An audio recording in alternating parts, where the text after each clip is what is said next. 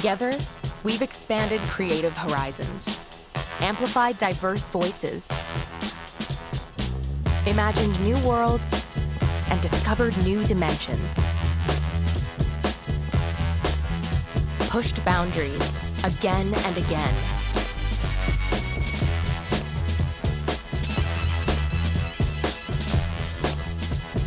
And we're only getting started.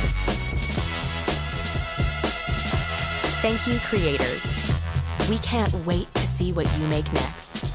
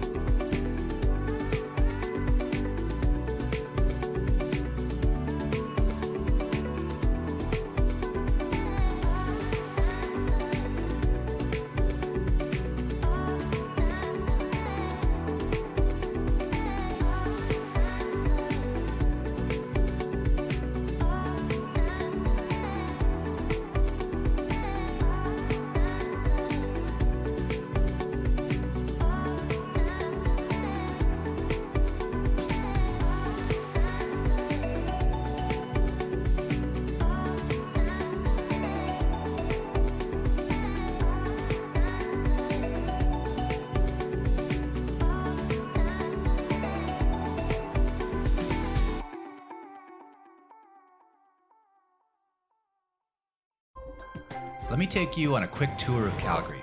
First thing you'll notice, the skyline. With the mountains in the background, it's good. You'll probably take a picture. As you move towards the inner city, you'll feel its culture, the varying neighborhoods. You'll see art. Something will jump out at you. Oh, I should check that out, you might say to yourself. Welcome to Calgary. The place is bustling. Yeah, see, most people are surprised when they get here. They expect something a little more, rustic. Anyway, settle in. You've got a million different things to do, people to meet, places to see. Start with a little food, maybe. Check out the culinary scene. A lot of options. Some of the best restaurants in the country are here. Feel like partying? You more of like a dive bar type, or do you want to hit the club? We could do a beer hall or billiards, live music, whatever you want, we got you. There's major events year-round, pro sports, live music. Major acts come through here constantly. There's something going on every night.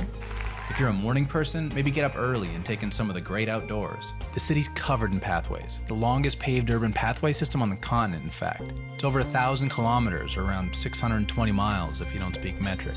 So go for a ride, hit up a park, go fishing right downtown if that's more your thing. The inner city's got beautiful outdoor spots, and then there's like the outdoors. Head west about an hour, and you'll find yourself right here. Yeah, remember to breathe. See, Calgary's got the unique pleasure of being a major metropolitan city while also being a stunning outdoor destination. All the arts, culture, events, dining, and nightlife surrounded in the most beautiful, most fun mountain and park areas that ever graced your eyes. Then look, I don't know exactly what you're looking for or what your idea of a good time is, but what I do know is that you will find it right here in Calgary. Try us. Be part of the energy.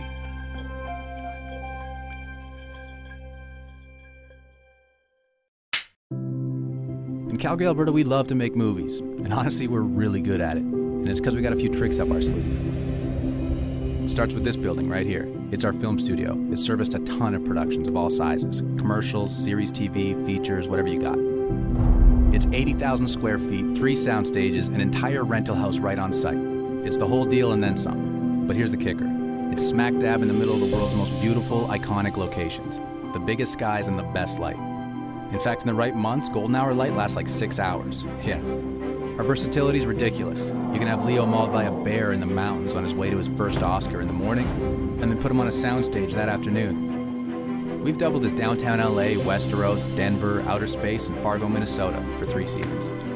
We've done a ton of period work, from the beginning of time to the far reaches of tomorrow. Filmmaking around here is a chance to work adventurously. It's fun. Plus, we're easy on your wallet, nice on the eyes, and talented as hell in every department. So no matter the genre, period, or scale of your project, Calgary, Alberta is the place to bring it to life. Be part of the energy.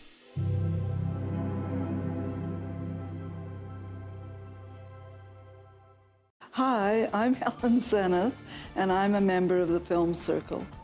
I think that the 20 minutes that you have to stand in line is well worth it because you talk to some really interesting people.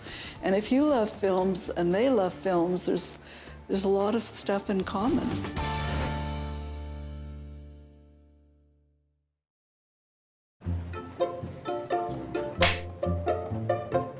If you're reading this and hearing this, you're ready to enjoy the show. Everything is connected, and it's not humans and animals or humans and the nature around us. You know, we're all connected. And that acknowledgement is a way to acknowledge that we're coexisting in this land with the native people, and we should acknowledge that this is actually their traditional territory. But at the same time, we are all guests to this land.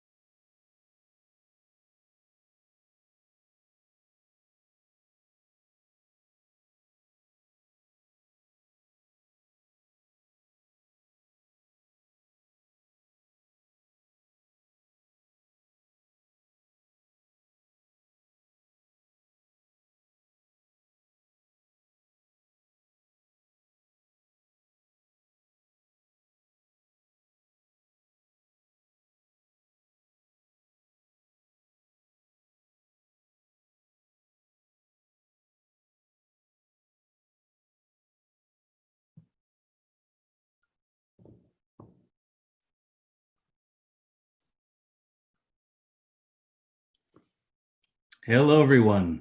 I'm Hans Engel from the Directors Guild of Canada. Thank you for joining us for this year's online version of DGC Visionaries. Over the last few years, DGC Visionaries has become a must-attend event at many of our top film festivals, bringing together some of the most interesting filmmakers with films at the festivals. This year, we're taking Visionaries online and sharing it clear across the country, highlighting as many brilliant filmmakers as we can. All DGC Visionaries sessions are being recorded and will be posted on the DGC National YouTube channel. I'm thrilled and honored to be here with these incredible filmmakers for our Calgary International Film Festival Documentary Filmmakers panel. All these films and filmmakers have already generated an enormous amount of acclaim for their projects. We have co-directors of No Ordinary Man, award-nominated Aisling Chin-Yi and Chase Joint.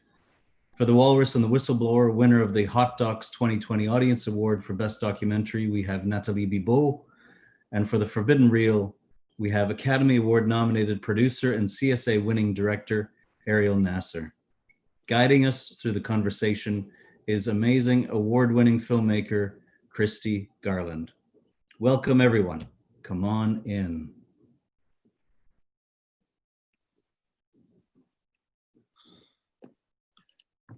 Hi, Hans. We're all there. Welcome. Welcome. Thank you so much for joining us. Now, before I hand it over to Christy and everyone else, I just want to point the Q&A button out to our viewers. Type your questions into that Q&A button. Christy will be watching throughout the conversation, and she'll try to get to as many questions as she can. Really looking forward to this conversation. I'll hand it over to you guys, and I'll see you at the end. Thanks, Hans. So first of all, I just want to say what a pleasure it has been watching all of your films. As I've said earlier, I found all of them to be very transformative experiences. They sort of all changed my view of something by the time I got to the end of the film. In two cases, they involve shedding a light on untold histories or warped histories or misrepresented histories. In the case of The Walrus and the Whistleblower, it's about this fight and debate about the ethics of caged marine animals. And I just found all of them to be super enlightening. I think before we really start digging into talking about it, I think it'd be a great idea to just introduce yourselves and say something very brief about what your films are about. And then we're going to go to a selection of clips and trailers that give the viewers an idea of what these films are about. And then when we come back, we'll start to dig into the questions about how you went about making them. So I'll just start clockwise with you, Natalie. If you can just talk a little bit about your film, what it's about, as if you're cueing a trailer. Well, hello, everyone. Thanks very much for being here. I'm honored to be in this company tonight.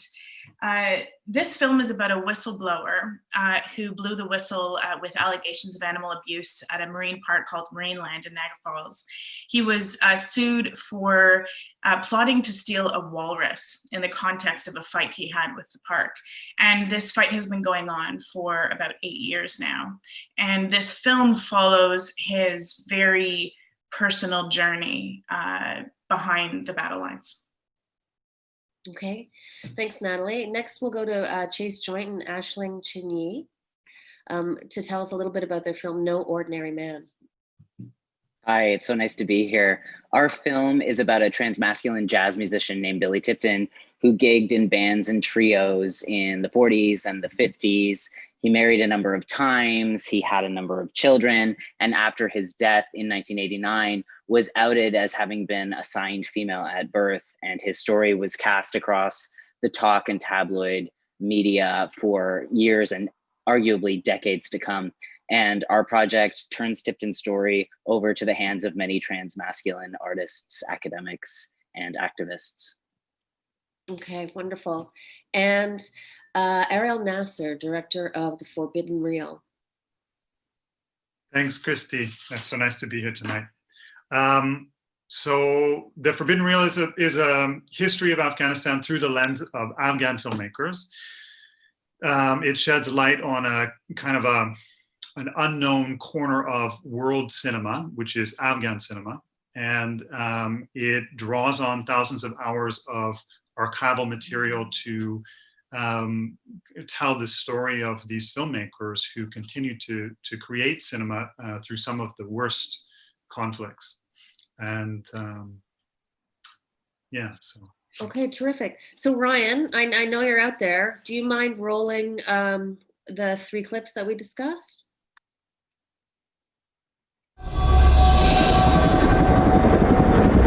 طالبان آمد که ما افغان فیلم رو در میدیم فیلمش مکمل در میدیم گفتن که فیلم جایی که هست هر قدری که فیلم هست کلش بکشید اگر یک برنامه فیلم برای بابا جان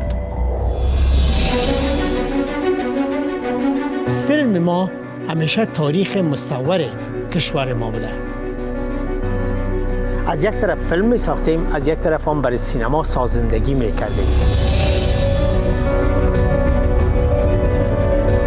گفتن اگر یک بار دیگه زنها در صفحه تلویزیون پیدا شوند جویهای خون در کابل روان خواهد شد چیزی که بعدها من شنیدم وی بود که مولای اسحاق نظامی آمد و برای کارمندای افغان فیلم میتونه این فیلم ها را جای پنهان میکنیم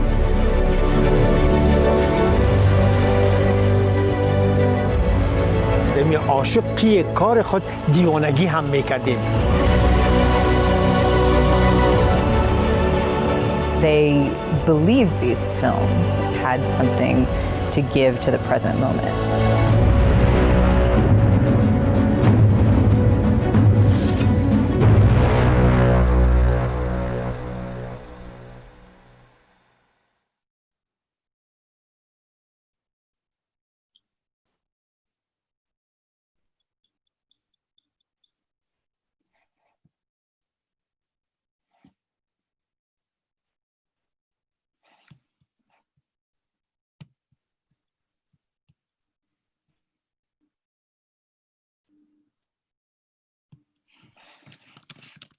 So we'll maybe start that one over again. I guess we're having a bit of an audio thing going on.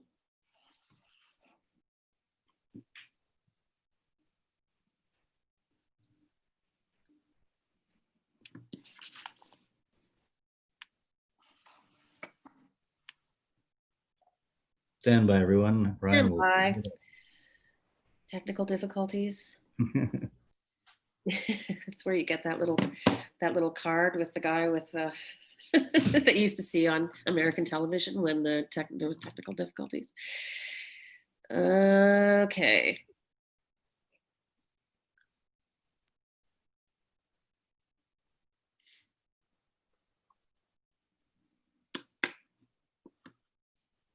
We could experiment and I could live narrate the clip.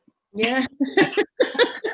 That would be great. You know what I can do? So Ryan, since you're doing a little bit of debugging right now, we're going to start by talking about Ariel's film, I think, because we did get to see that clip. So I want to start in the obvious place. I think, when did you decide that you needed to make this film, and how did you hear about the Afghan Film Archive? How did the whole process get started for you? Well, I guess I had wanted to make a film like this for a very long time. I'd always been hungry for images of Afghan history, and growing up as the son of an Afghan man, but very far from Afghanistan, living in Canada. Born and raised in Canada, yeah. So when I went to Afghanistan, I spent a few years there. I was always looking for this type of imagery, looking to find some artifact of that time in Afghanistan, the time before the Afghan-Soviet War. And just through making films, I came into contact with Afghan Film, which is the state, kind of the public film producer. So it's a lot like the National Film Board in Canada. It's called Afghan Film. And I made some friends there, and one of the people I made friends with was the head of Afghan Film, Engineer Latif, who ended up being one of the main participants of the film. And Latif ended up just showing me his films. Like he had some DVD copies, very low quality prints, and I checked out some of the films, but they were amazing, beautiful. And so that was the first moment that I recognized that there was something there that I wanted to dig deeper, and I wanted to see more. And over time, I was able to really start to explore the archive through relationships with the archivists there. And what I saw there was just something that I felt I needed to share with other audience members. I thought that really seeing what Afghanistan was like when there wasn't violence in the everyday would be incredibly powerful for people, especially in a time when many people involved with Afghanistan are trying very hard to imagine a peaceful future for Afghanistan after 40 years of conflict. But the more I looked into the archive, the more I discovered this whole body of work, this really unique world cinema, Afghan cinema, and that it pre-existed, that existed before the war, but also that changed through all of the regime change and all of the conflict. And I became more and more fascinated by the stories of the filmmakers. So, yeah.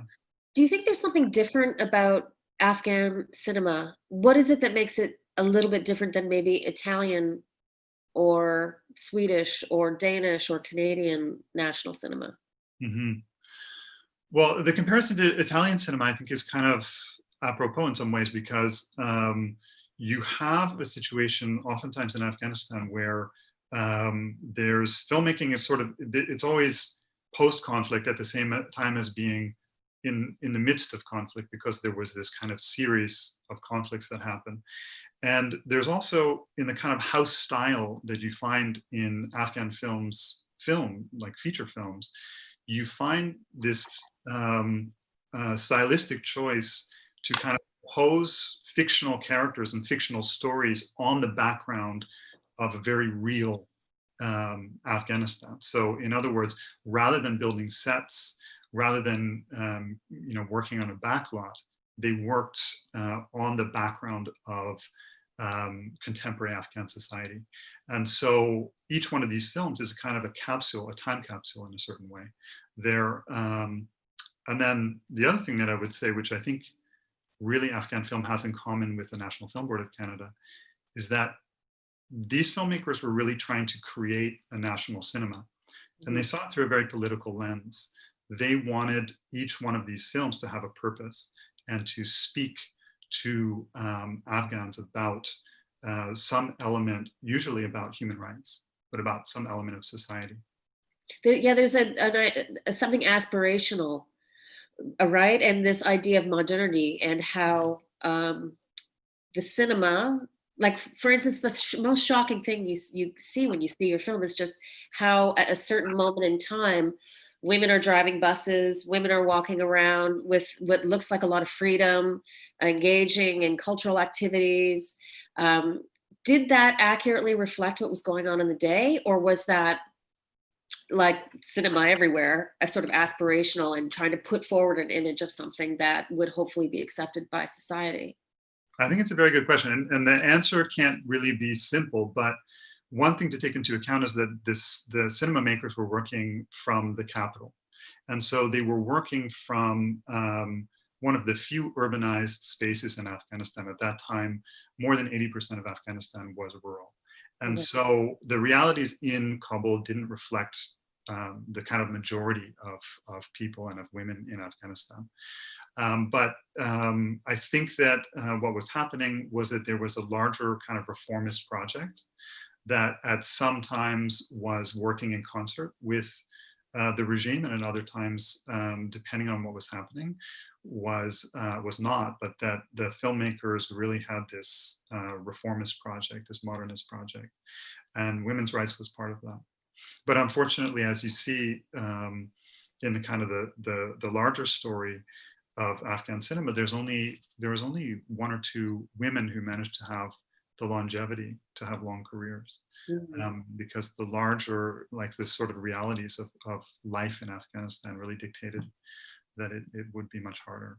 Right, and times changed and things clamped down pretty seriously. And we'll talk more about that later when we get into your edit. So I think we might be good to go now with the clips. So I think next up might be Natalie's film, The Walrus and the Whistleblower.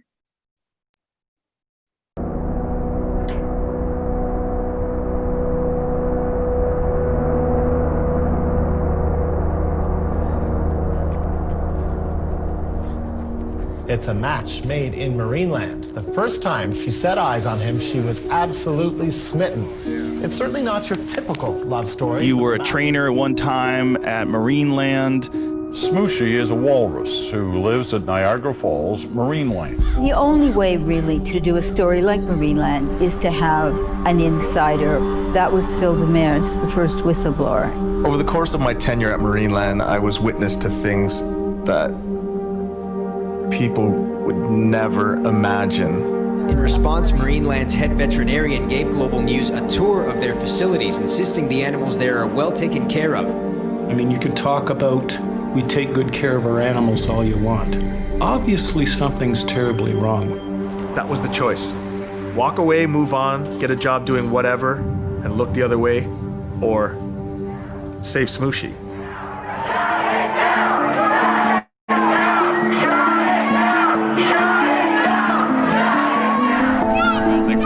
Thanks for exposing everything. It's so important. Thanks so much for being here. You see the old man here? He's around.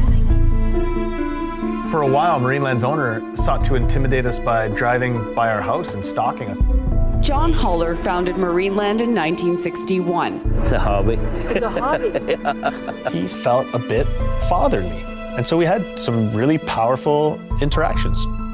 I don't remember myself without him. His stubbornness is only matched by the stubbornness of one individual. Me. They sued me for $1.5 million.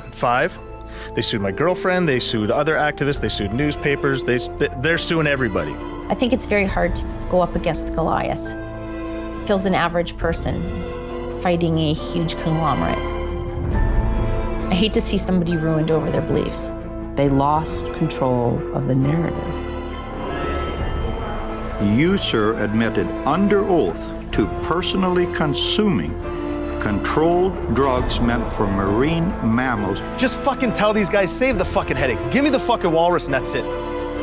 If I can get Smooshy's story out, they have to take care of her. They have to provide for her better care. Police got a call from Marineland expressing some concern. Marineland created me. I am not me. I am the creation that Marineland, they themselves, hoped to never create. I am their worst nightmare. The picture's revealing itself here, and it's exactly my worst nightmare. A conclusion. It is my nightmare. Who am I going to be without a fight?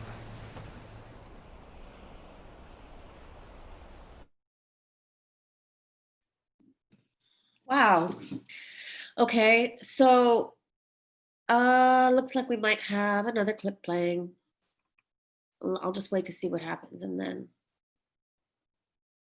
Encountered trans masculinity, right? Like I encountered another trans man who was living a life that I could see myself in, right? He didn't consent to that visibility, which sucks, but I'm grateful. I think most of us need to see models of things in order to help imagine new realities. The way those identities get framed by others really can dictate truly how you see yourself. It's not possible to create any kind of social changes or justice or movement without doing something that we haven't done before. Are there any downsides to visibility? Absolutely. Retaliation is a downside.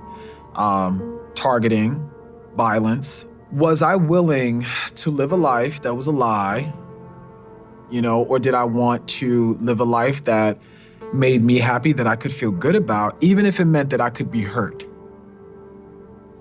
The decision was pretty simple, you know what I mean? I'd rather live my life standing up on my own two feet than being on my knees, pretending to be something that I'm not, simply because other people are uncomfortable about my experience. Often people say, well, how do you square that Laverne Cox and Janet Mock are household names and Black trans women are the most vulnerable population to premature death? And I was like, right, those exist at the same time. Like, visibility doesn't equal safety.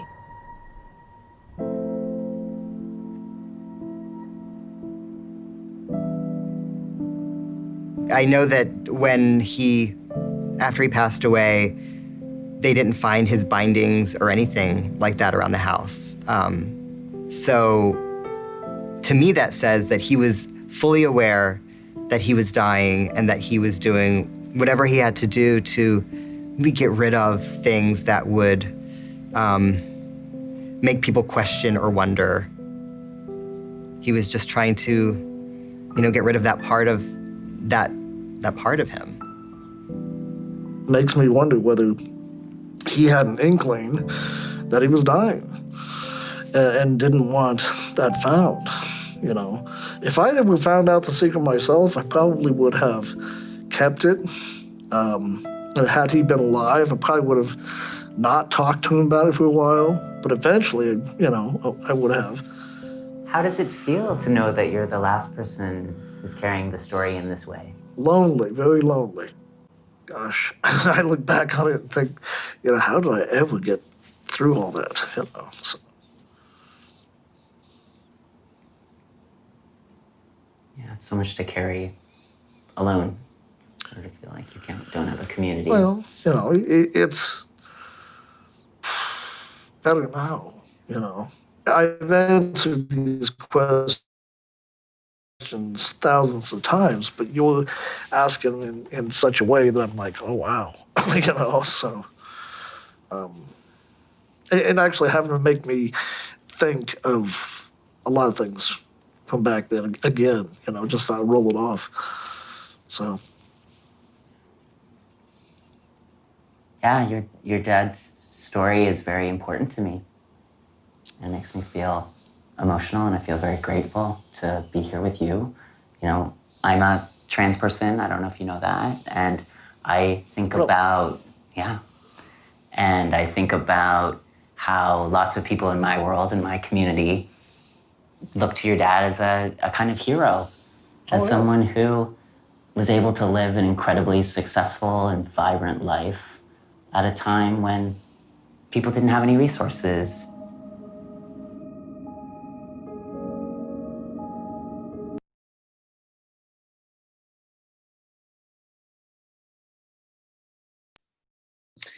Okay, great. So now we've seen the next two clips. Beautiful. I love Billy Tipton Jr. He's just such an absolutely lovely person. And to think about how, just a reminder, everybody, or Chase, if you can turn off your mute, because I think I'm going to go to you guys just because it's such a natural transition. I really love Billy Tipton Jr. and Kitty.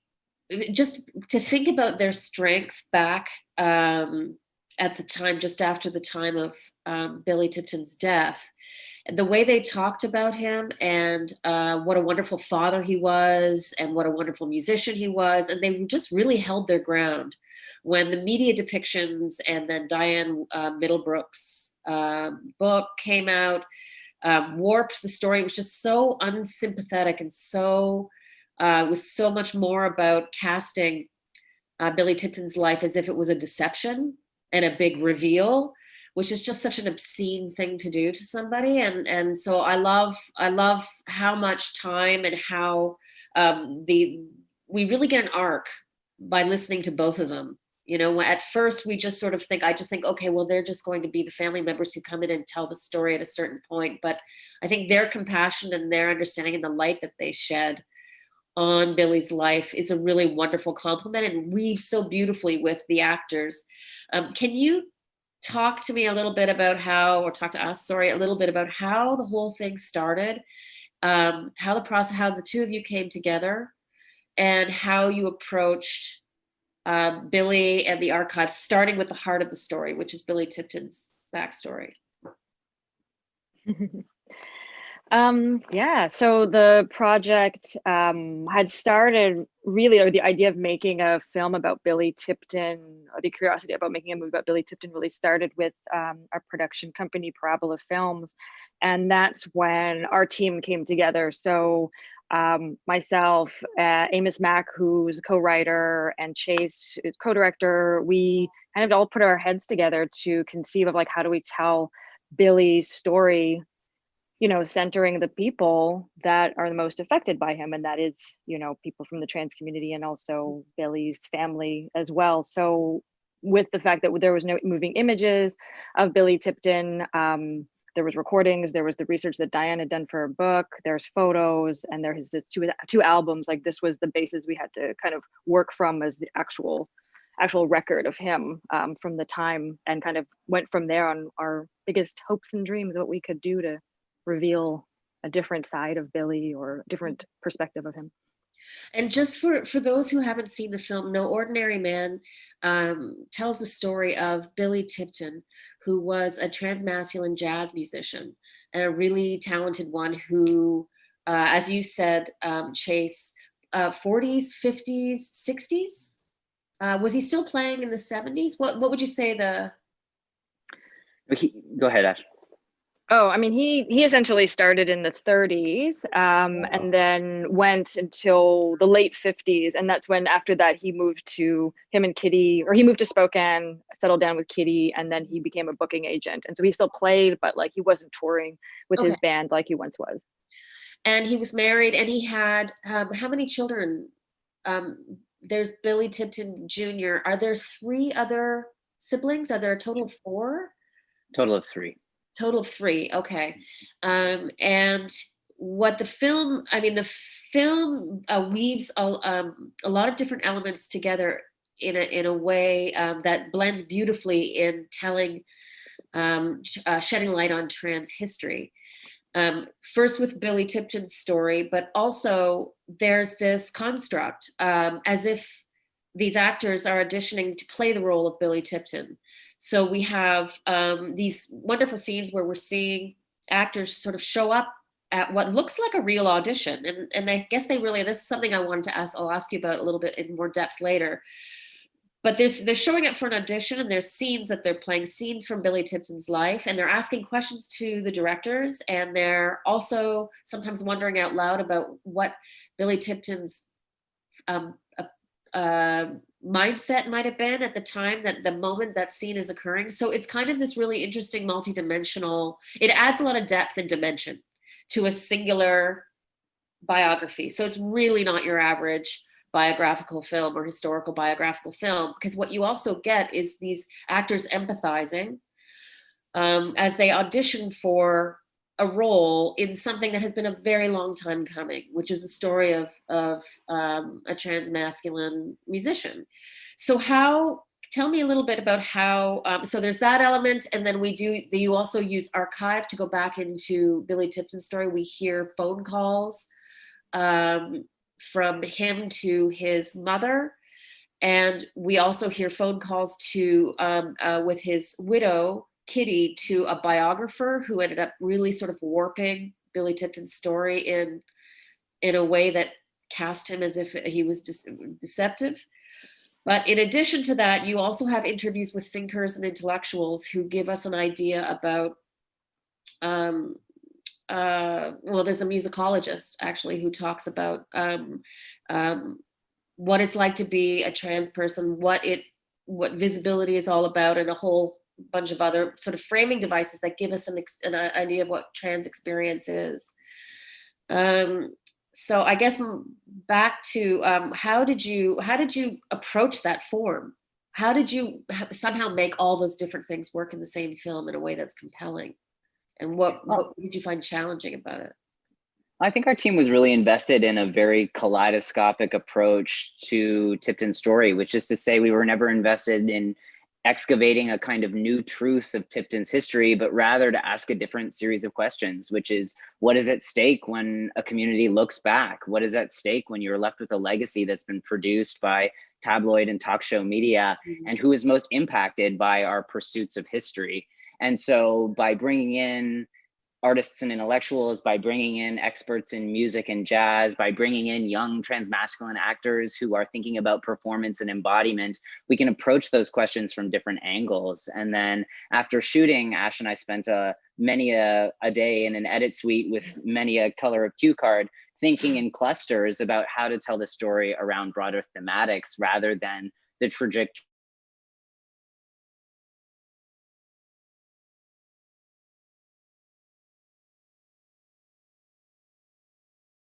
How did you decide how to balance? Like, did you find there's so much to tell from all those different perspectives?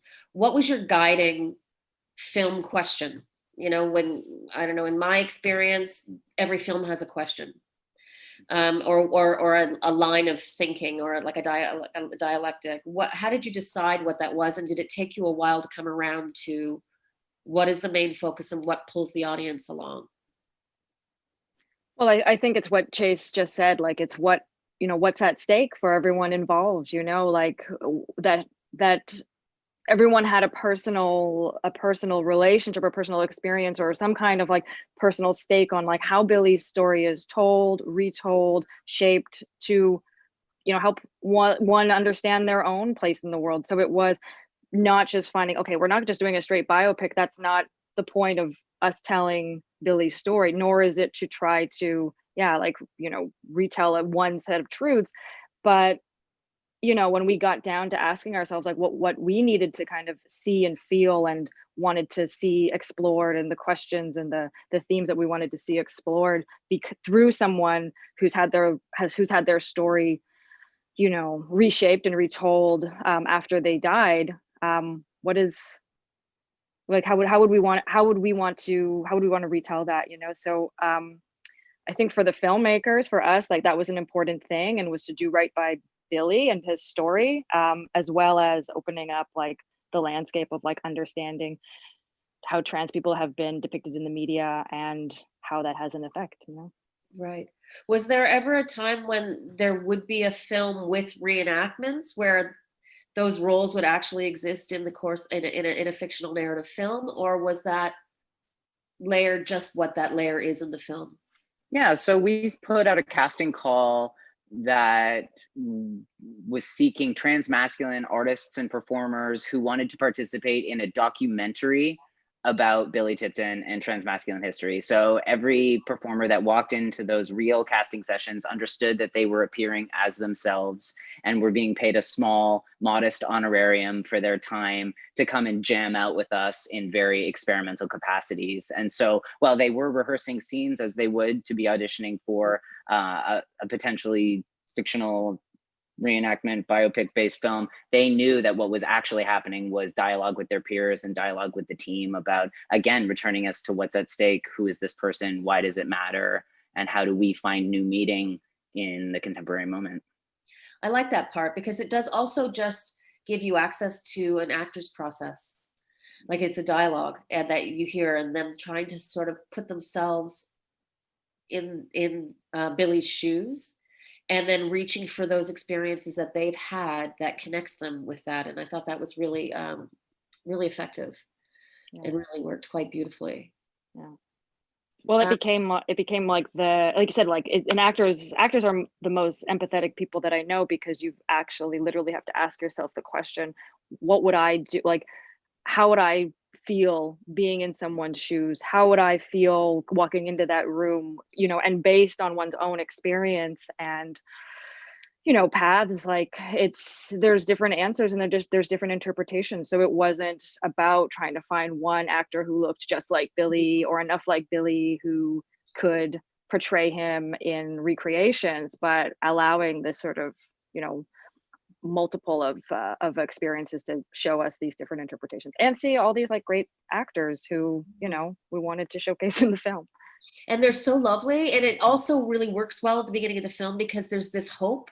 It's that it immediately hooks you, and it's a very strong way to open a film because they are vulnerable, as all actors are when they're auditioning. They're totally, you know, totally nervous, but they're hopeful, and they're also very obviously very, very excited about the idea of being able to get inside this character. So I thought that was just a really effective narrative device and really fun to watch. And I thought it was really good at doing that thing that we all find so hard with making films, is how to pull people into the narrative in the beginning, in the first 10 minutes, and give them a sense of what the film is about. Even though you have loads of other things that you need to frame, what is this film about? It'll take a while to get there. But what you want, in at least before people, you know, we have short attention spans, is for people to feel what the film is about and to really feel like they get it. And I think that I think No Ordinary Man does a really wonderful job in the beginning of pulling us into those experiences. Okay, so I'm going to talk a little bit about Walrus and the Walrus and the Whistleblower for a second. Can you let me know a little bit about what Access was like and how your relationship with Phil began, and what was it like during the course of filming with him? I've known Phil since I was about 5 years old. We, not very well, he was a friend of my brother's, and we grew up in a small town just outside of Niagara Falls with a minority Francophone population. We're all Franco-Ontarians, and so very close-knit community with just a few local elementary schools, and so everyone seemed to know everyone. And I left that small town when I was 17 and lived in various places around the world and eventually settled in Montreal. But Phil went on his own trajectory, which for a while was like my brother's, you know, sort of a bit shaky, wasn't really sure what he wanted to do with the rest of his life. They actually taught in Korea together and then came home. My brother ended up staying there and lived a different life. Phil ended up getting a job at Marineland in part because he didn't know what he wanted to do with his life, and he was an animal lover. But that's really, it was just a whim of a 22-year-old who wanted to do something, you know, and it was a little bit his dad's suggestion actually to say, hey, I heard they're hiring at Marineland, which is one of the greatest employers in the region where there aren't a lot of jobs, particularly if you're not educated. And so he gets a job there, and then he becomes this personality in the very early days of social media in 2007 for this relationship with the Walrus.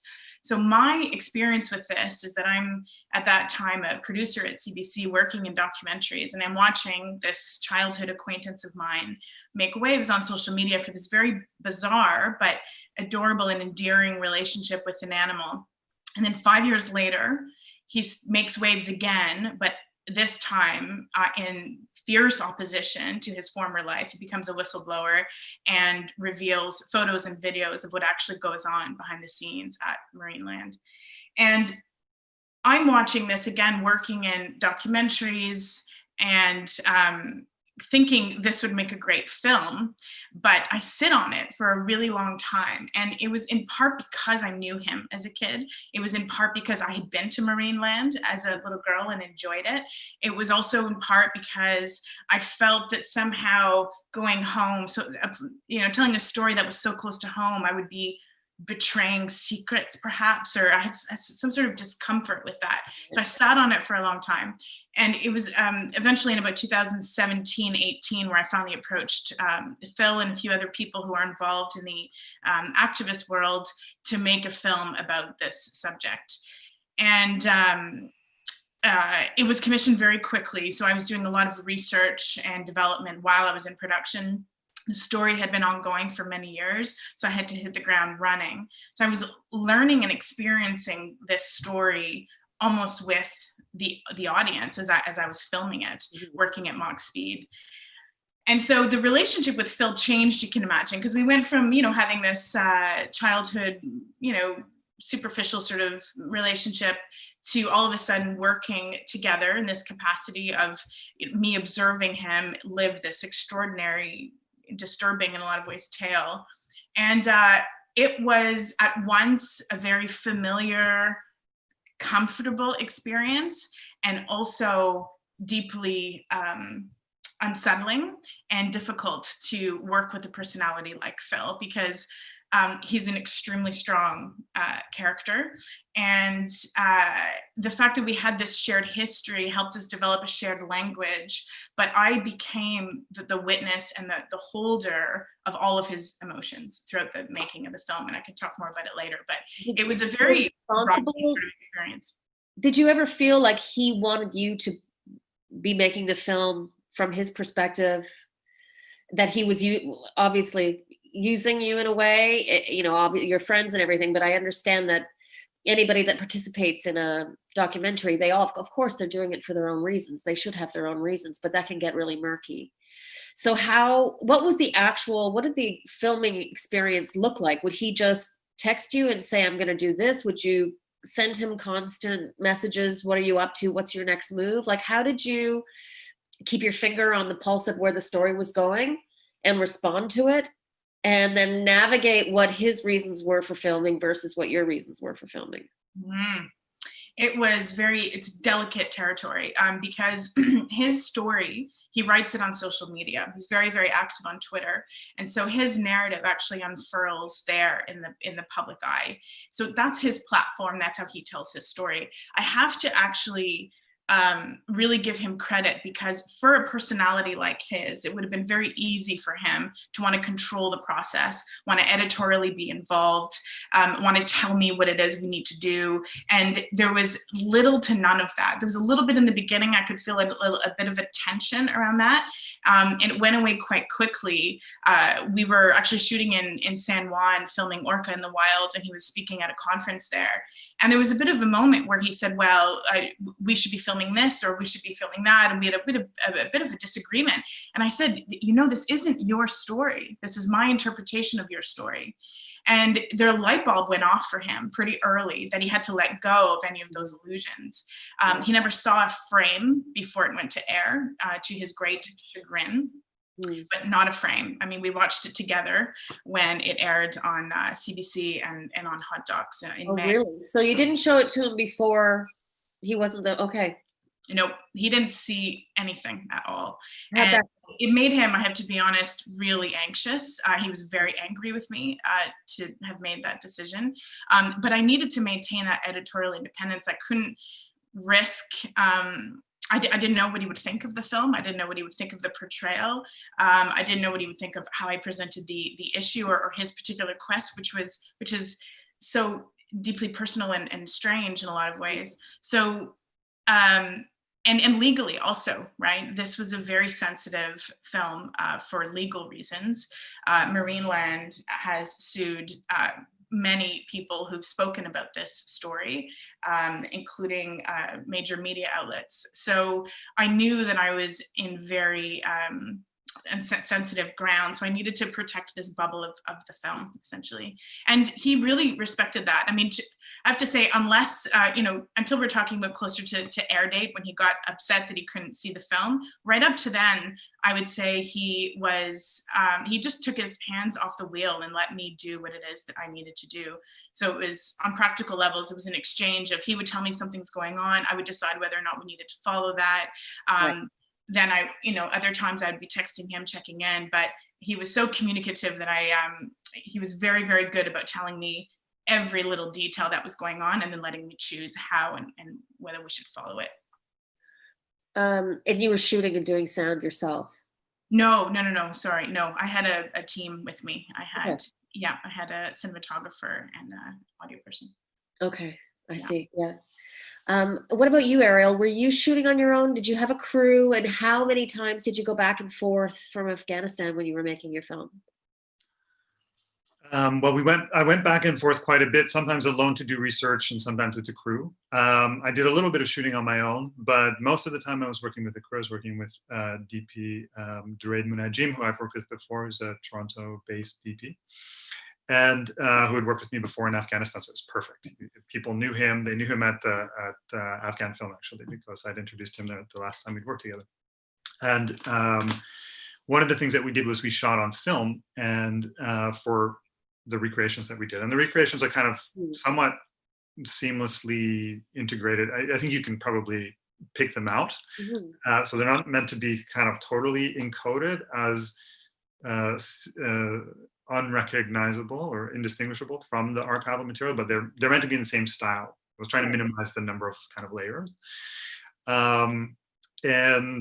So we shot on film, and that was really satisfying because we shot with these folks who had done their entire careers on film, and it was exciting for everyone to kind of revisit that, and so a lot of fun.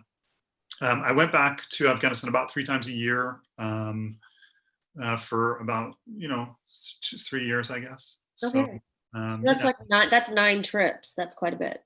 Yeah, and part of that was that I really needed to sit in the archive and watch.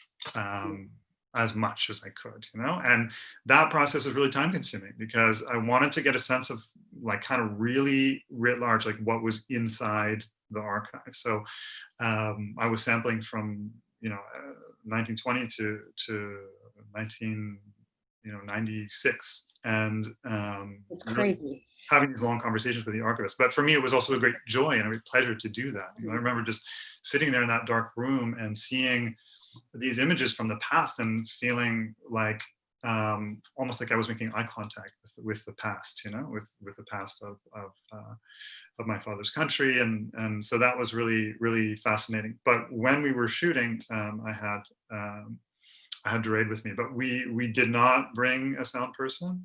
But when we did the recreations, we brought an additional crew member to help with just kind of production design and continuity, etc. But watching the archive then must have been kind of exciting because it spans so many decades. Were you relying on the archivist to sort of tell you, but you have to see this? This is like, were they directing you a little bit, because there must be quite a few films in the archive, even though so many of them did get destroyed. Yeah. There's a lot. So how did you decide where to start? Yeah, well, none of the films were completely destroyed, but some of the positive prints are missing. So there's only a negative, and in that case, we had to actually spool it into a negative scanner to watch it. But there were, and we did some of that because during the process of making the film, they acquired a negative scanner, so we were working with that as well. But they were kind of reluctant to direct me to specific areas, so I kind of had to. It took a long conversation to get to the point where, okay, now they're getting excited, they're getting kind of interested in what I'm doing. So yeah, it was mostly it was kind of an exploratory thing, and I had to kind of to really be transparent with them about what I was doing. So it did become a little bit of a collaboration, but until I kind of really had spent some time with them, they didn't know quite what I was up to. So yeah, it took some time. But what's nice about your film is you'd think that a documentary about an archive, it would be hard to show things moving and transforming, but because you have this process of digitization happening, and you also have the march of time happening that you kind of see, and you see in the different styles of the films, I found that to be quite remarkable. Like you really felt like you were watching something unfold, which is kind of a challenge when you're looking at the past, when you're entirely looking at films of the past. But then you did a really good job at structuring the transitions in history, the radical changes that were taking place politically and nationally, and reflecting that through the films. Was that challenging in terms of distilling? Where do you like distilling those cinematically using archive? It was a big challenge, and one of the challenges was, there wasn't going to be an editor who knew that I could work with, who knew Afghan history, the way that they would need to in order to kind of dive right in. So I actually did the edit in a kind of a two-stage process. So I had an initial editor come in with me and kind of sequence and cut the story just really from the interviews, and cut the kind of the sequence of history. And then we worked with the second editor who worked with me to kind of find the creative style that we wanted to use. And of course, I also worked with Persian-speaking researchers to help me work with me to kind of wade through this incredible mess really of material. A lot of the material we got. You had access to all of it. We had access to anything that we wanted to digitize, we could. But within the constraints of being able to actually find what it was that we needed, get it digitized and bring it back. But yeah, and at one point we brought 19 films to Montreal from Afghanistan. And there were like 25, big full-size cardboard boxes full of films, and brought them through the airport. The president of Afghan Film brought them, and he spent a week at the NFB, and it was wonderful. It was a really, really interesting time. We did sessions with all the technicians for him to kind of get a sense of how things are done there, so he could bring that knowledge back to Afghanistan. And at the same time, we began to digitize the films at this kind of higher quality that we could do in Canada. It's an editor's film for sure. I mean, it's a film that's very largely made in the edit. It sounds like a really fun experience, though, for the most part, when you don't feel like you're up to your eyeballs in footage. No, it was great, and I was very, very fortunate to have Annie Jean as an editor. Okay. You know, a very, very experienced, very accomplished editor. So yeah. How long was the edit process? You might have mentioned that. Sorry if I missed it. All told, I think it was about 4 or 5 months. So, okay. Yeah, that's like, you know, whatever. That's 16 to 20 weeks. That's about it. Does it? I guess I mean, my films have taken so much longer. I'm always interested in how long it takes other people to cut their films. Aisling and Chase, your editorial process. Oh, but actually, I want to back up a little bit because your shoot, I'm like, okay, Los Angeles unit, New York unit, like there's so many. It looks like you were shooting in a lot of different places. Can you talk a bit about how the shoot went? Was it all compressed? Did you shoot it sort of all at the same time, or were you digesting some material, reflecting, and then recalibrating and going out and shooting in a different way? Or how was that process? We did casting and interviews in New York and Los Angeles, and then we went to Spokane to hang out with Billy Jr. But we shot the whole film in 9 days. Wow. And edited it for a little bit longer than that. A little bit longer than 9 days. Yeah, but the shoots were spread out. We were shooting in LA first in August of last year. Then July of last year. Then we were doing New York in August, and then we did Spokane. Actually, exactly at this time this year or last year, we were in Spokane shooting. Really? Okay. Yeah. There was snow on the ground. Amazing. So, and was the shoot as fun as it looked?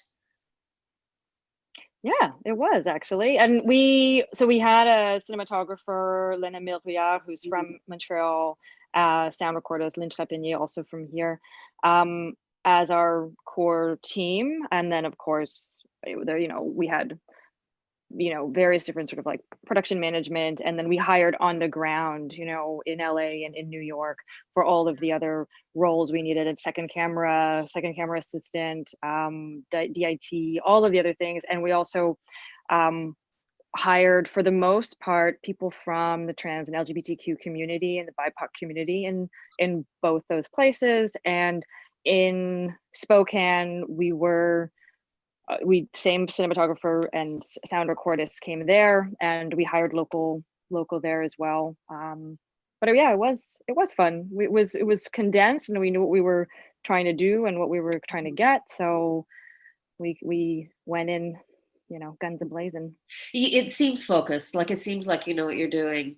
I can imagine though that the most delicate, sensitive shooting might have been with Billy Tipton Jr. Is that correct? Have I got that right? Just in terms of there's some difficult questions that you're asking, and you're asking him to go over terrain that he's been over and over and over. I think he says in the film, I've answered these questions thousands of times, but you're putting them to me differently, which I thought was really wonderful. And I think looks on camera anyway, that the experience for him was different, obviously radically different than what he experienced on those in tabloid television and everything. Can you talk a little bit about what the experience, what that was like shooting with him?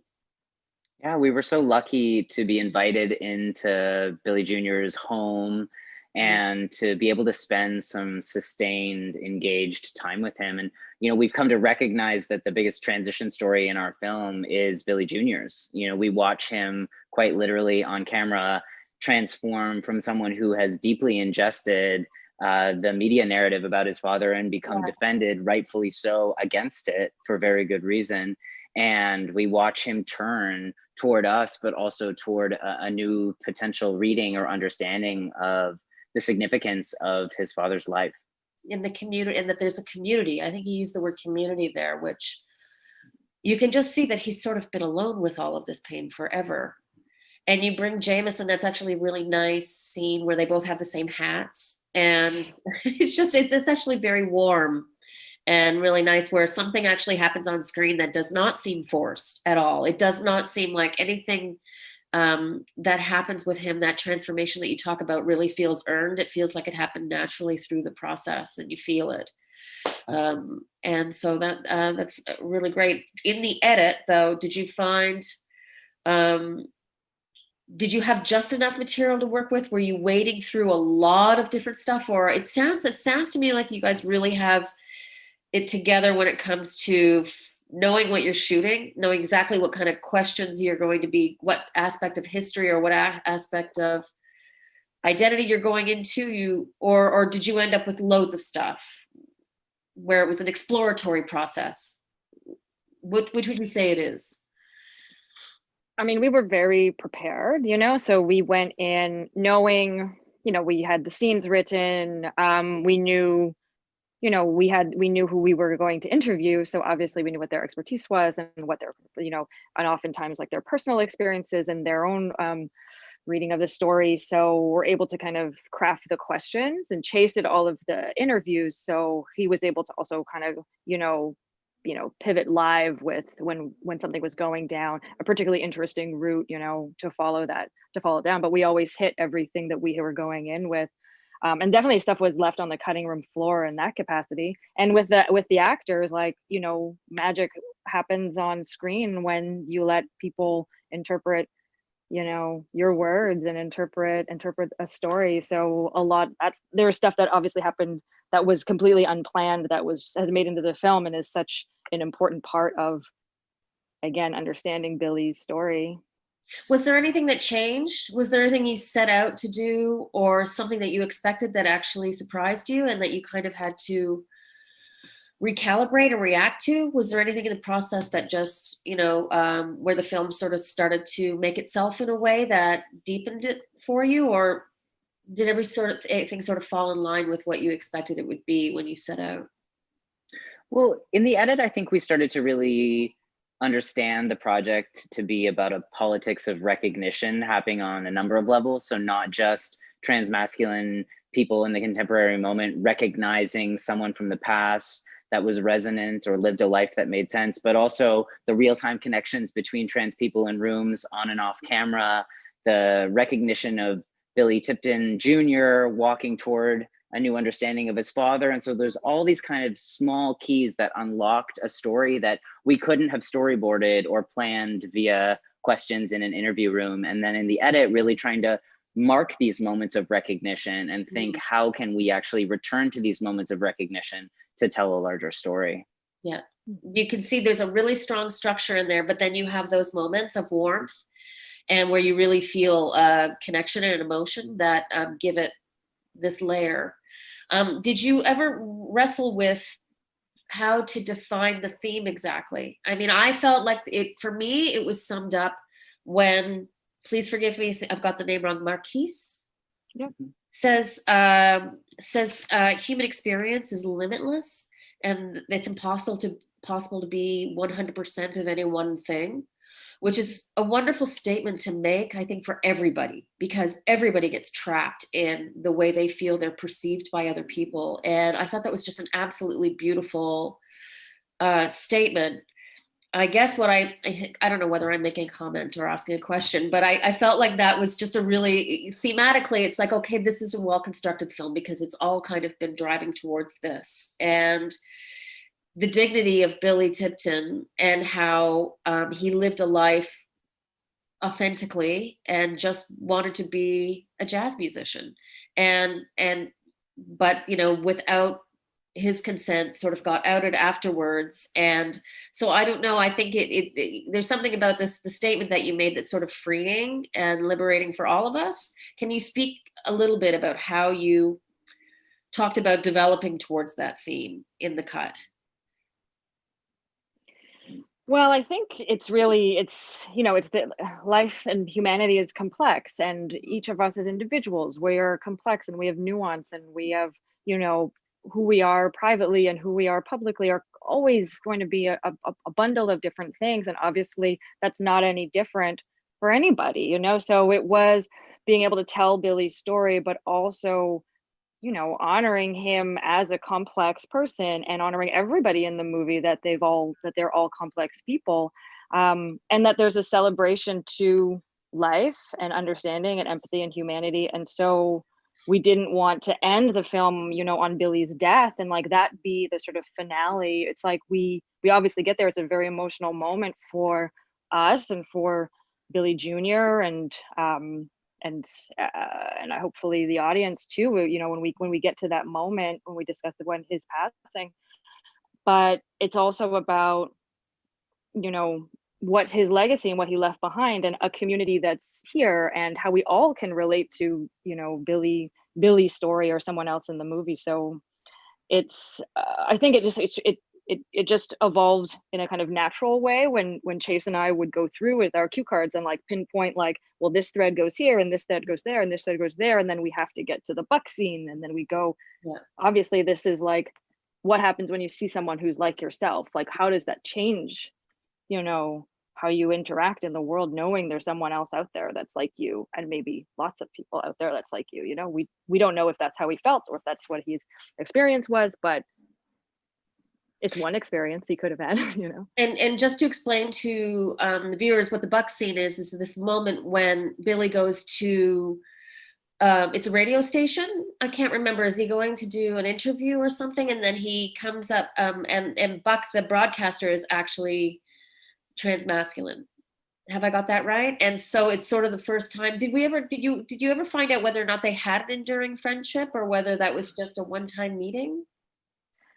Buck gave Billy and his trio basically their first shot on the radio, and then they started a regular live radio show. And so they would Buck would encourage Billy to be the front man and kind of do like the banter on the radio. So he was kind of pulling Billy's personality out. I can't quite remember how long that lasted for, how many months that lasted for. But it was definitely framed as a turning point in Billy's life, you know, and his career was meeting Buck, and Buck was a transmasculine person. And, you know, it becomes a turning point in the film because through the performance of a scene about Buck and Billy, we watch our co-writer Amos Mack have an incredible moment with Alex Davis, one of the performers, talking about their early moments of recognition as young transitioning people. So it was this, you know, there's no way in the world you could have possibly asked for a more layered and emotional connection to the fantasy of finding a history. Yeah. And it's nicely articulated as well through the actors or the one actor who's trying to bring himself there and imagine what it would be like. And then one actually needed to actually have it explained, like they didn't realize, oh my God. And then when you see them play that moment again, because they're rehearsing the scene when Billy meets Buck, you see it played one way, and then they realize, oh, okay, no, it's Buck is actually transgender or transmasculine, and they play the scene in an entirely different way. And I think that was a very powerful sequence. It was quite well done.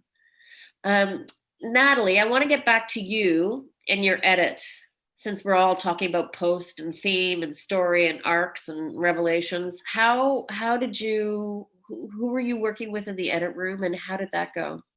I almost died. Yes. Totally identify. God. Whew. I was working with Vincent Guignan, an editor here in Montreal, and whose first language is not English. And so listening to Phil and learning how to understand Phil, who speaks very quickly and swears a lot, was interesting. And together, I mean, we screened every single second that we had shot, which was painful because I really shot quite a bit because I was following a story that was happening in real time and happening quickly with various layers. I mean, there's things going on with the animals. There are politics going on with legislation that's changing. And then of course we have the emotional, psychological state of the main character. It was a lot of hours. And so we screened for several weeks, and then eventually started to weave things together and have, various narrative lines that were coming in and out, and eventually ended up distilling it because, this film exists in the same space as films like Blackfish and the Cove, theoretically, when you look at it from the outside. And so I was entering a space with very, popular, very accomplished films. And I wanted to say something different inside of that sphere. First and foremost, because I'm not an animal rights activist, I can appreciate the cause and I have empathy for the cause, but it isn't my background. What I really wanted to look at was human hubris in a lot of ways through this story, this very unusual, stranger than fiction tale that goes on in a small town with these eccentric characters on all sides. So trying to figure out in the edit suite how much of the film was going to be issue and how much it was going to be character driven, and how much of Phil I could really reveal and hold the audience to sort of stay with him throughout the film was a real challenge. So but we worked very closely together and had late discussions, and we eventually came out with the film that is there. There's a little bit of a delicate dance happening there, because the film, early in the film, you talk about how, or somebody talks about how there's a kind of personality type that opens these animal parks. Narcissistic, megalomaniac, Tiger King style people.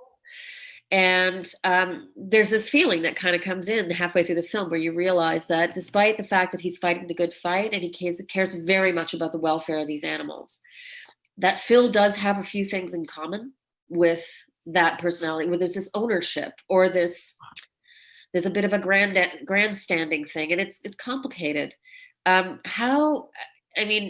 you ever talked with Phil about that directly? I have. And in fact, one of my favorite quotes from Phil, which isn't in the film, but he says, "I'd like to think this is a story about good versus evil, but I know it's about an asshole versus an asshole." Okay. And I think there's something to that. And I think one of my favorite things about Phil is his self-awareness, actually. So we have been able to talk around it. We haven't spoken directly about any commonalities he may or may not have with John Holer outside of the bullheadedness and the stubbornness, because fundamentally at their core, they're very different people. But I think the way they exhibit themselves, the way they let's say hang on to a narrative, there are certainly some things in common there that I think even Phil recognizes. And what I tried to do in a way in the film is to actually bring a little bit of a rapprochement, to sort of bring them strangely a little closer together, because we've got these two enemies on either sides of this very public fight. But really, they've both been entrenched this long for a reason, right? Now, granted, John Holer's now died, and so the fight is continuing without him. But I wanted to show that the conflict is actually spurred by both sides. Phil fighting his public fight on Twitter and not capitulating in this lawsuit, really wanting to vindicate himself and to show that he's on the right side of history. And Marineland not wanting to release the narrative and let go of an old idea in crisis, this idea of having whales and dolphins in tanks. It's an old idea. We've now banned it in our country. It's a narrative that I follow in the film. But I think this hubris that I talked about earlier is, I wanted to delicately show that in the film and show little pieces of their personalities. And so we have another clip from The Walrus and the Whistleblower. So I think it's a perfect time to go to that, because I think your efforts to try and balance the story, I think, are really admirable. I know that Marineland didn't agree to give you anything, but you obviously did as much homework as you could in terms of bringing their side in. So Ryan, if you're able to run the next clip, that would be great.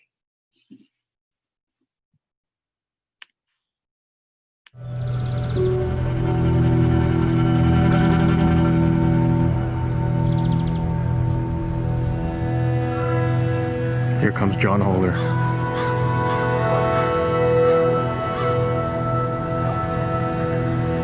I mean, he even sought to intimidate us by driving by our house and stalking us.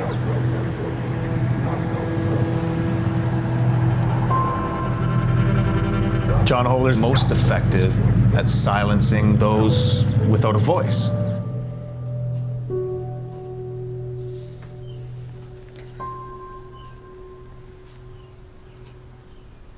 Let's see.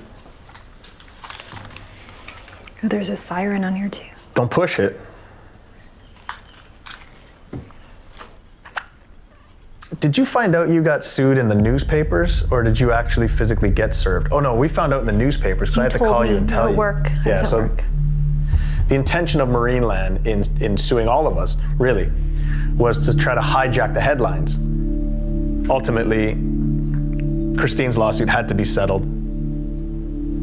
She had to be silenced.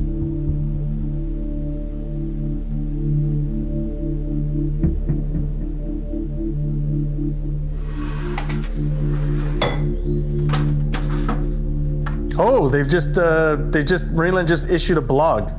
What's really happening at Marineland? It's entitled. They just released it. Radical animal rights activists have relentlessly and viciously attacked Marineland on social media year after year, bullying and lying about us, falsely accusing us of abusing our marine and land animals while pocketing donations for their own personal use. Really? A self-proclaimed activist who relentlessly trolls Marineland on the internet with false allegations of abuse says he will stop and go away if he is paid. We think the public should know what is happening. This is what Phil Demers has to say. I should mention I do have a price. Marineland should know this. If they'd like, I'm all ears. Maybe something can be done. Do they want to know what I mean by that?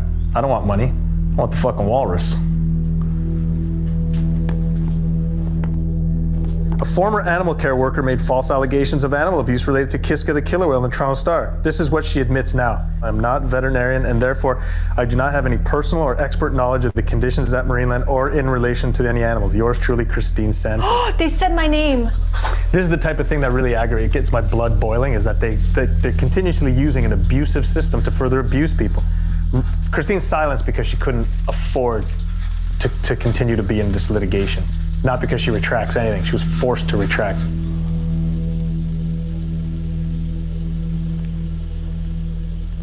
I sound like an asshole. I look like an asshole. I know the vein in my forehead is bulging. There are people on the right side of history. There are people in Marineland's parking lot. It's as simple as that. These people have names. I've got a pen. Marineland's veterinarians, former employees, Marineland's owner, albeit this is not a personal vendetta. I'm not going after him in any capacity that is illegal. I'm just merely reminding him that he gets away with nothing. Nobody does. You don't endure what I've done for as long as I've done, for as many years as I have, with people hiding behind money to try to crush me. Why is it that only John Holler has the opportunity to impose hardships on people? I'm free to do that as well. And if the definition of imposing hardships on others means defending the vulnerable, I'll never stop. Remember I was thinking of putting a picture of the bullhorn?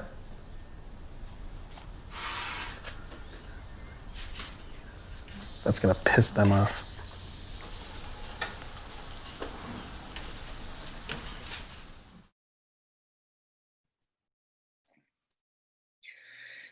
Yeah, he'd be an interesting protagonist to be following for a few years for sure. Yeah, for sure. But I have to heart's in the right place, definitely. Sorry? His heart's in the right place. Oh, his heart's absolutely in the right place, yeah. And I have to actually nod to my cinematographer for that scene. I mean, the film itself, Christian Beals shot it, but that scene was done entirely verite. There's no stopping and starting really. And it was one camera, and he was following both characters. So the character of the girlfriend really came alive in the edit suite when I was looking for a way to counter the perspective and to enter into a territory that was really outside of Phil's point of view. So we access his performance. I mean, you get a sense that this is how he is on a regular day. But when the camera's there, you can really feel that he knows the camera is there with him. And then you have this sort of secondary character who says almost nothing. in part because she signed a gag order after becoming a whistleblower herself and having been sued and not being able to afford to continue, was part of her settlement not to say anything. So I was respected that and was really restricted in what I could talk to her about. But showing her as a foil to him was important to me because she, I hoped that people could see him and see the fight through her eyes a little bit without her having to say very much. And so in that scene, you can be with him and with the cause and with his mission, but you can also be with her. And depending on who you are, you're going to be with a different person. And that's really great because it's what she's not saying speaks louder than words. You know, so it's sort of like the reaction shot that really is like a big part of what the subtext of the scene is. Yeah, she was there when we screened the film. We were a very small group of people, and she had a lot of tears at the end of the film, as did Phil actually, but for different reasons. And she said to me, for a film during which I barely speak, she said, I've never felt more heard. Oh wow, that's great. Yeah, so I think that the silence, we worked very hard to achieve that in the edit, and I hope it comes across throughout the arc of the film. Her silent presence, is meant to say something. Actually, if we can, I'd like to go to another clip from No Ordinary Man, and it's the rumor scene when the actor is, I think it's Marquise, who is rehearsing the scene where somebody says, I heard a rumor, and the character of Billy Tipton misunderstands at first, and it's sort of a panic situation. I like that. It's one of the clips that you provided, but the great thing about it is that, like this, the example we're coming from, something is actually happening in terms of the actor auditioning and having a revelation. Is it possible to play that clip, Brian? Trans people's survival through history was based on invisibility, based on people's ability to either conceal their feelings of gender dysphoria or their ability to assimilate into society without being noticed. You see that people, lived an entire life as, the other gender, as it were, and were revealed post-mortem to be of the other sex. It's scary when centuries of your survival have been based on not being seen. I think when people think about jazz as a genre, as a performance, I think the first thing that probably comes to mind is that it's a practice of improvisation. Improvisation is actually about making and doing with whatever it is that you've got at hand. So it's ripe for thinking through kind of questions of embodiment and the ways that we're never far from performance and the ways that we navigate our bodies in the world. So I imagine this scene a couple of ways.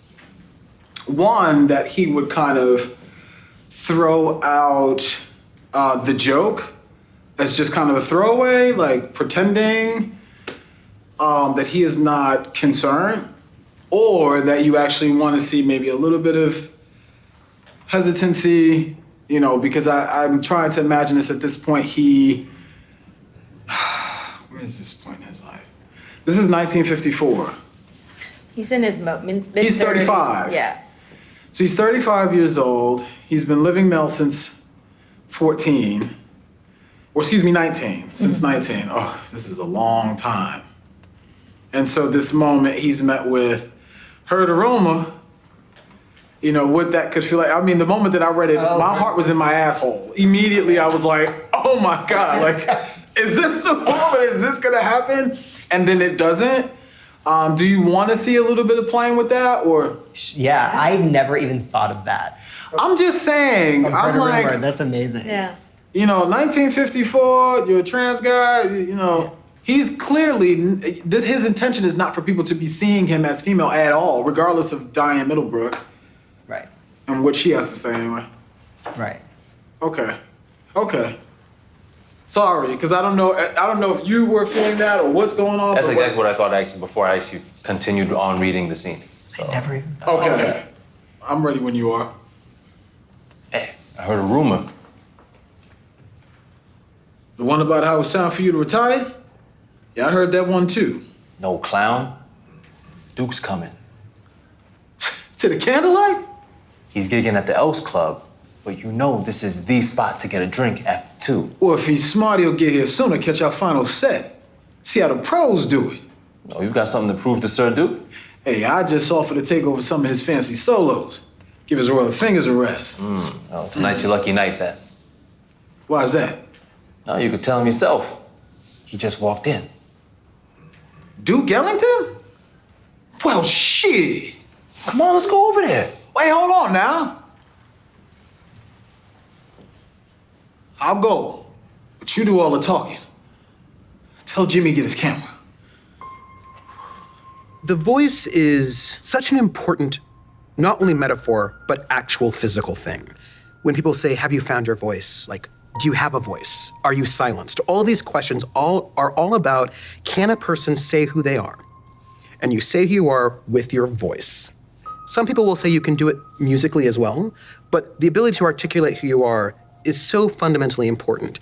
And for anyone. But with trans people, this becomes really tricky. I could talk like down here all the time, but like it just doesn't feel natural to me. I feel like I'm like falling asleep. It could damage your Yeah, you're supposed to talk like where it feels natural. You're a singer. Sort of, yeah.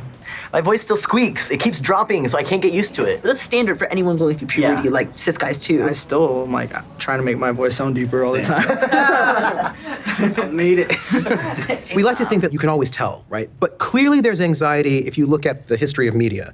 There's anxiety that trans people can fool you, that your eyes can be deceived. So there's a whole history of media where you see people and you don't realize that they're trans, and then something gives it away. And what is it that gives it away? It's one of two things. Either they get undressed and you see their naked body, but more often than not, it's the voice. It's such a strong scene. I like that one where the Amos is one of the writers. Have I got that right? Where the actor's interpretation of the scene adds something to what the context and the subtext of the scene is. Can you explain the part about the rumor? Can one of you explain what that scene is about? The context of the scene that Marquise is playing out. Yeah, exactly. Just because people who haven't seen the film not be able to. So it was a particular point in Billy's career. He's in his mid-30s. He's quite confident. He's been playing for, at that point, he's been playing since he was 16, essentially, so for quite a while. And he Duke Ellington walks into a club that him and his band are at, and Duke Ellington is one of his idols. So it's this, major moment for Billy to meet his idols. And so there's photos of him and the group and all of this. So we wanted, that would be such a great moment to see that happen. We would love to have been there. So that's why we wrote out this scene. And it starts off with heard a rumor line from one of his bandmates, and never did it cross our minds when we were conceiving of the scene and wrote the dialogue that rumor line could be interpreted in another way. So it was quite an interesting revelation for us, as we'd read it and seen it perform so many times by the time we'd gotten there, and that hadn't crossed our minds. Well, and in a documentary about someone who quote unquote lost control of his story, it's this kind of amazing methodological middle finger where we lose control of our story on camera and let it move in the direction of another. It's great. And it really also makes you think about visibility, and it also makes you empathize through that actor's sort of revelation and Amos's revelation. How it makes us realize that there's some fear all the time, or there would have been a lot of fear with Billy that, maybe, and I can imagine that actually being true, that if somebody just said to him, I heard a rumor, that his back would go up immediately. So I thought that was just a really fantastic scene in terms of how, where it was structured in the story, and really how it brought us, it's a perfect example how in this film, these disparate elements make you empathize deeply with Billy. So I thought that was quite well done. We're pushing it. We're at 9:30 right now, but I do want to show one more clip. It's the clip about what looks to be sort of like a moment in Afghan cinema that was sort of like a wave, where there was a star system, and you have a sort of one of the few women you were talking about, Ariel, who had a bit of a career, is that Yasmin Yarmal, talking about the That's star. right, Yasmin. Yeah, no, she had a big career. She's I still got it very well backwards. known. Yeah, right from the 70s until today. And today she's often in multiple serials at the same time. So she's a big, very well-known actor. Yeah. That is fantastic. Can we see that clip?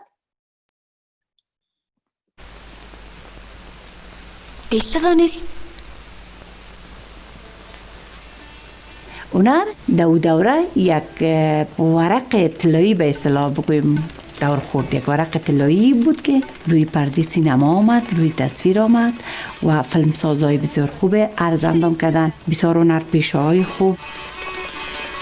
مردم شهر همه ما را میپذیرفتن، بسیار با پیشانی باز مثلا از کار ما استقبال میکردن، ما را خوش داشتن، در هر جایی که میدیدن از ما با قدر یاد میکردن. بر از اینا ما چهره جدید بودم و در پلیس که چهره جدید بودم، اونا یک چیز را بر من به حساب یافته بودن، در صدد چیزی شدن که هر روز یک نفر کارگردان میامد و میخواست همراه ما یک فیلم بازی کنه. شریف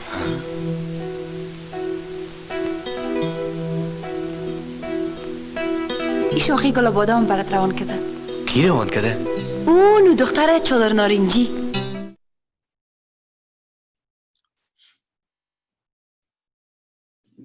That's such a cool scene. It's so great. So what would you say is the current state of Afghan cinema? And I mean, it's been, a lot of the archives have been digitized, but what about filmmakers making films now in Afghanistan? Where would you say it is at this moment in time? A lot of the cinema making is happening with filmmakers in Kabul who are somehow in transition, often between being living full-time in Afghanistan and leaving the country.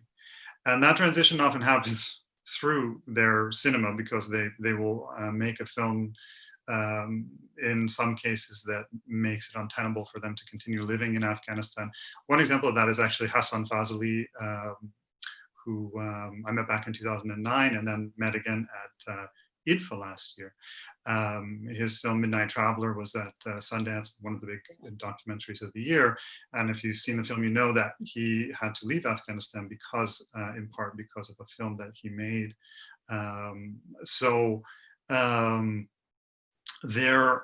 There is, if you look closely, you can really see a rebirth of Afghan cinema happening. I mean, Shahrbanu Sadat has now had 2 consecutive films at Cannes.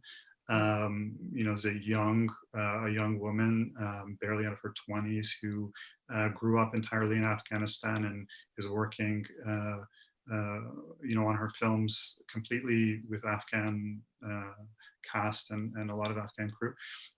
Really kind of an amazing accomplishment.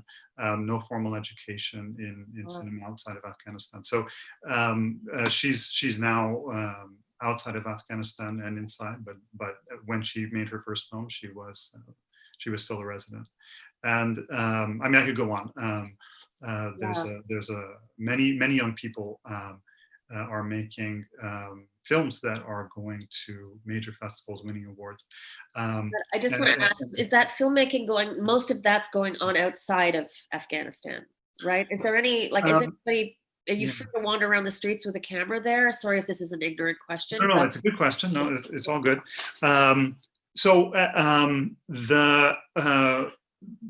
The difference between the diaspora and those living in Afghanistan among a certain privileged class of people, frankly, a middle class of people, or such as it is these days in Kabul, has become more porous. So it's harder to define, because there has been such a lot of migration from Afghanistan, out of Afghanistan. So people like Sadiq Barmak, who less than a decade ago was still living in Kabul, right? Is one of the participants of our film, one of the most well-known Afghan filmmakers, and then left and moved to Paris. This is after really lasting out a lot of wow, making it through, and a lot of crazy changes in history as well. A lot of crazy changes, yeah, exactly. And you know, and so what'll happen is people will leave the country. Often within about 5 years, they'll be able to receive another status, another citizenship, and that will enable them to then go back and continue making their films in Afghanistan. And that's happened in quite a few cases. Sarah Kanemi is another really interesting filmmaker who actually was educated in Eastern Europe, moved there as a young person, was educated there, and now has come back to Afghanistan. But her last film was at Venice Film Festival, and she's now taken the helm of Afghan film. So there really is a renaissance of cinema happening, and it's happening from young people. And it in a certain way, there's ostensibly a discontinuity between this old tradition that I talk about in this film and the new tradition, because these films aren't that available. So these filmmakers will have some familiarity with some of the films that you see here, but they don't have a deep knowledge of their own cinema. And so part of, you know, a lot of these filmmakers are known to me, their acquaintances, their friends, their colleagues. And part of the idea with this film is just to kind of make this stuff more visible, not to do anything that tries to sort of say this defines the way you tell the story of Afghanistan through the lens of filmmakers, but to just say, look at this material, and this is your material, it's my material, it's all of ours, and we can start to tell these stories that have been told so many times for very political reasons from a very specific Western perspective. We can retell them in other ways, and so yeah, I hope that those two cinemas kind of come together a little bit more. I hope so, because it's sort of like why it's so important that Billy Tipton's story is told, is that we need histories and we need the stories to sort of build upon one another. Like when we're making our films now, we are part of a dialogue that's been going on for a long time in the tradition of filmmaking. So your film really does a wonderful job in shedding light on that history in a way that probably a lot of young Afghan filmmakers just have no idea about, because it's been buried.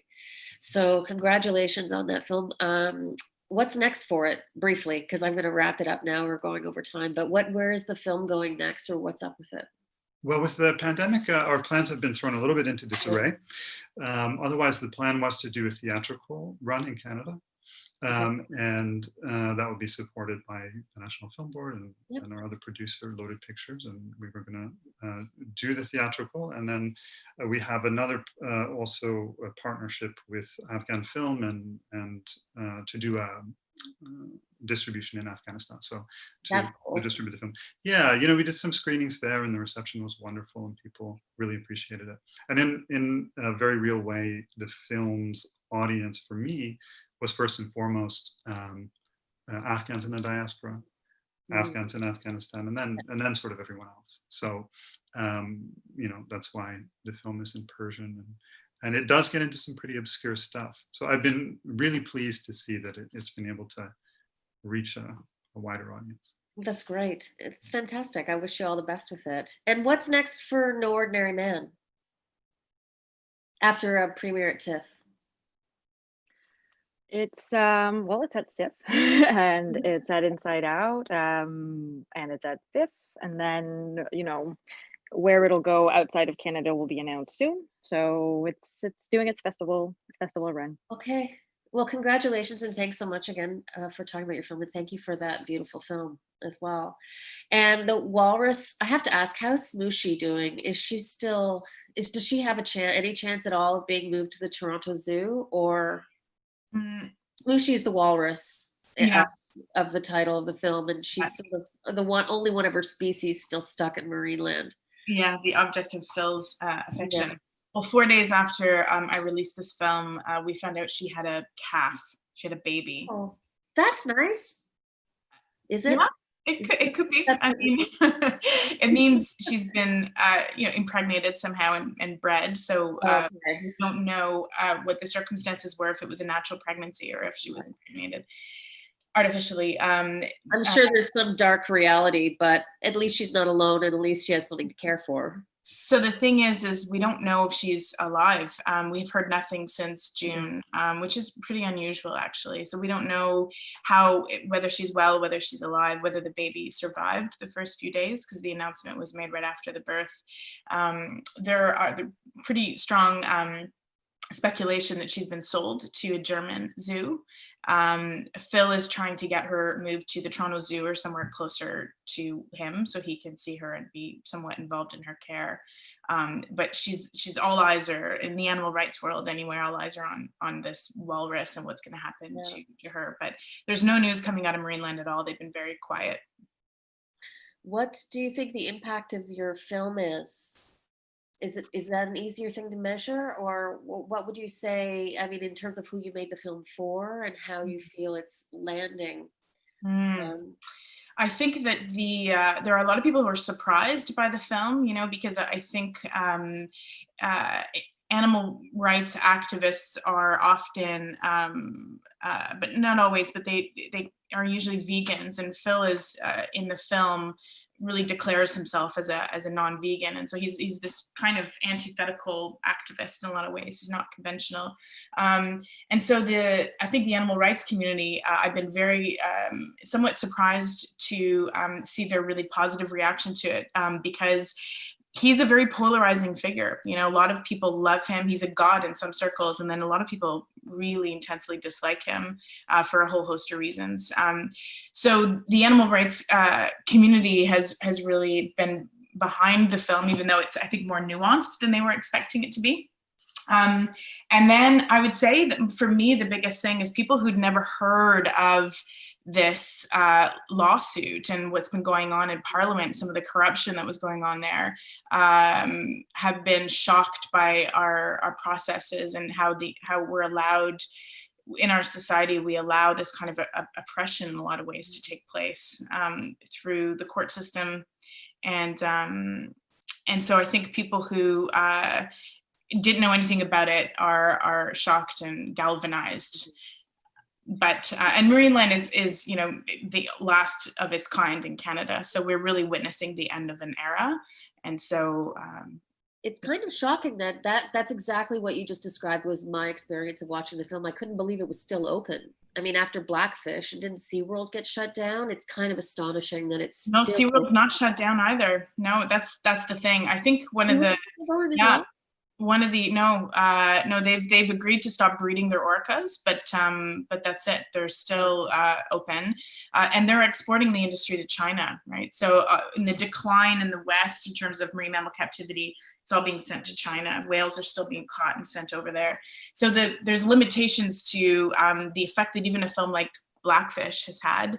It's changed a lot of it's shifted the paradigm intensely and very quickly, but it takes a long time for change, and I think all of these films actually try to show that how long the fight is for change. These battles aren't succinct, or this process isn't succinct. It's just piece by piece by piece, and one day we'll wake up and it'll be different, but it takes a long time. And all these films are very important building blocks in that process.